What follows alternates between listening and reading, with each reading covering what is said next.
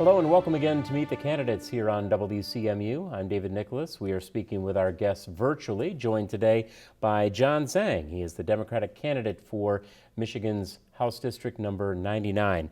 Good to have you with us, sir. Congratulations on the win in the August primary. And in our first minute or two, tell us a little bit about you, your background, and the experience you bring to the campaign. Thank you, David. But before starting, I want to thank you, David Nicholas, for hosting and producing Meet the Candidates. I believe that a well-informed electorate is the prerequisite for democracy. This may be the most important election of our lifetime, and I thank WCMU Public Media for airing these educational forums, and I thank the listeners who support public media to make that possible. I'll talk to you for a minute about me. I've retired. My name is John Zang. I retired earlier this year from the Department of Public Works in the city of Mount Pleasant. Prior to working for the city, I've held positions, including the wastewater plant manager at a facility serving 13 municipalities and townships in 3 counties. Before that, I worked almost 30 years in executive positions in the auto industry, operations manager, plant manager, and division manager. I also co-owned and was CEO of a small manufacturing business. I've served on many boards, including the school board. My school board was in West Michigan. The Board of Light and Power, which is a large municipally owned power plant. I worked with the Multi-Jurisdictional Water Authority, the Isabella County Materials Recovery Facility. And my past affiliations includes the Society for Manufacturing Engineers, the Lexington Township Board of Review, FFA, the Isabella County Emergency Operations Committee, and the United States Selective Service Board. I also do a lot of work with the National Resource Defense Council, Sierra Club, Chippewa Watershed Conservancy, and Moms Demand Action for Gun Sense. Well, thank you for that background. As we look to the issues surrounding the campaign, as a candidate prior to August and in the time since, what have you as a candidate or the voters that you've spoken with identified as the major issues in this campaign? There's several, certainly public school funding, infrastructure, and by that I don't just mean roads, but also drinking water, wastewater treatment, stormwater, solid waste, dams, bridges, high-speed internet.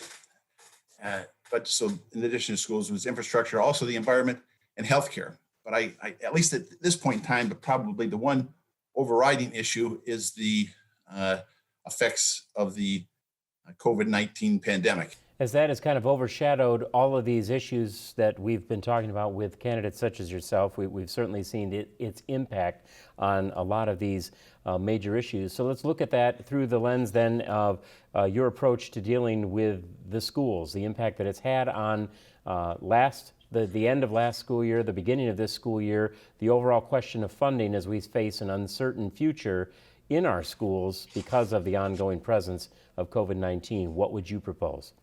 First, David, I think the problem with school funding, it began long before the COVID-19 pandemic.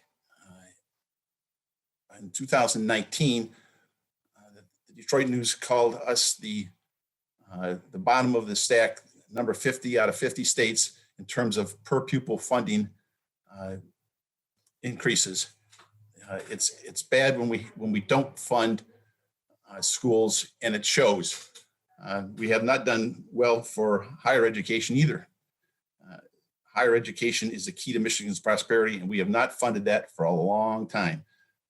In fact, when I was going to school, 30% of the cost of going to school was paid for by tuition and fees, and the other 70% was appropriations from the state. Now it's 22% by the state, and the other 78% by students, which is just a huge tax on young people in our state. This is going to have significant impact for a long time. When we talk about the COVID pandemic right now, we see that we're trying to do virtual learning. And in the 99th district, there's a lot of rural areas, and high-speed internet is just not available every place. There's slow speed internet in some places and none at all in others. And this creates a significant data divide between those that have it and those that don't. And how would you look to then addressing that? And because that then comes under that infrastructure, as you had noted, along with roads, bridges, and certainly in the mid-Michigan area, we saw with the structures of the dams that failed back in May. So how would you address, in terms of a priority or proposal, looking at infrastructure and then focusing in on how we would improve that high-speed internet access? It's a pretty broad range question, but let me say that the high-speed internet is one of those, it's a infrastructure issue where it shouldn't be the wealthiest, the people in the highly densely populated areas get it, and everybody else just has to suffer. There are other states who've worked out plans to bring high-speed internet to everybody in the state. We should copy some of those things to make that happen. The dams, the bridges, we do have to fund those. For 30 years, the Republican Party has controlled the purse strings in Michigan. And when you prioritize tax incentives or tax reductions for the wealthiest, but don't take care of the infrastructure that serves everybody, that's a problem. So I think some of that is we've got to address the funding part of it, but we also got to set the priorities to the things that matter most for people in the 99th district. And how would you look at the environment and what particular aspects of environmental policy? You mentioned it as an issue, but what would you focus on and what priorities and or proposals would you put towards environmental policy? Well, there's so many things in the environment, but let me just hit just a few. Certainly, the federal administration has done a lot to get rid of environmental protection policies, and they're doing it under this guise of, well, this will help grow the economy during a pandemic, but it hurts the economy. Certainly, lifting mercury restrictions over the Great Lakes is a bad thing. That's one of the major contaminants of the Great Lakes. We should not allow that to happen. PFAS, right now in Michigan, nearly everybody in the state to some degree has PFAS already in their bloodstream. And we continue to import PFAS-laden trash at record-breaking rates every year.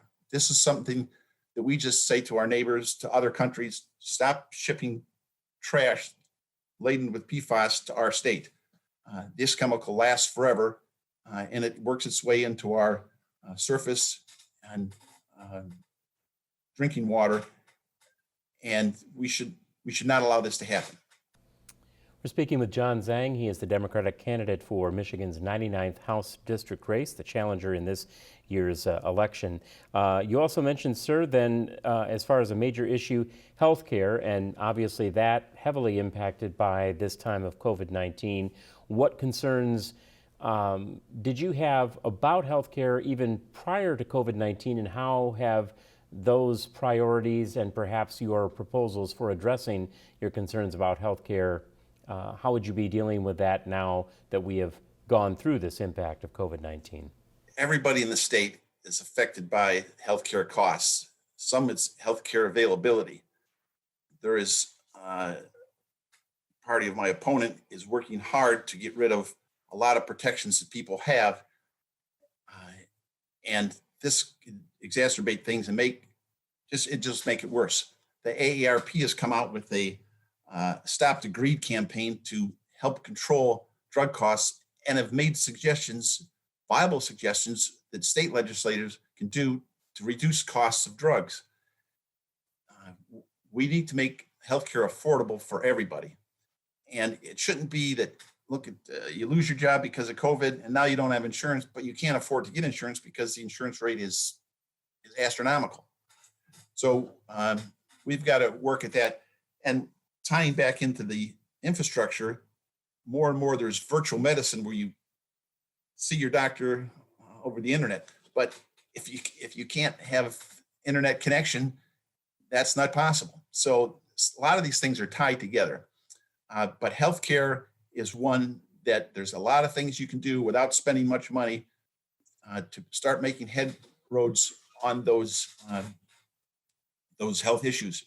I should note that 5 out of the top 8 most profitable companies in the country are pharmaceuticals. And they always say, well, if you take away our research money, we'll never develop great medicines. No, that's not true. And there are things that we can do to make things better for Michigan. A lot of people in Michigan knew how good it was to cross the border to Canada and buy drugs. Well, that shouldn't be an obstacle. We should make that easier to do. In fact, our prices ought to be on the same scale as Canada. We have just a couple of minutes left then. I wonder if there is anything you would want to look at to further expand on how you would address any of these issues, or if there's another key issue that you or potential voters you've spoken with have identified as we head towards November. One that I would mention is that the school funding back in '94, when we passed Prop A, we said we were going to equalize funding in the state so that all schools got the same amount of money. That doesn't happen. And I think it's unfair to a high degree that students in the 99th district don't get the same amount as others. They get thousands of dollars per student less than other districts. The whole plan was to equalize this so that education is fair for everybody. And for 25 years, we've just ignored that inequity. And so I think that's one of the things that I would focus on trying to fix. A total overhaul then of Prop A is what you would be potentially looking at. If we then take all of these issues and the priorities that you've laid out in terms of how you would want to deal with them and the proposals that you have, in our final minute here, a half minute or so, if there was a final message you wanted to leave with the voters as they get set to go to the polls and vote in District 99, what would that message be? This is an important election. It's not just important for the 99th district, it's important for the 98th and the state, local offices. I would say that people get informed about the candidates, get informed about the issues. There's a lot of things that are untruths being passed around.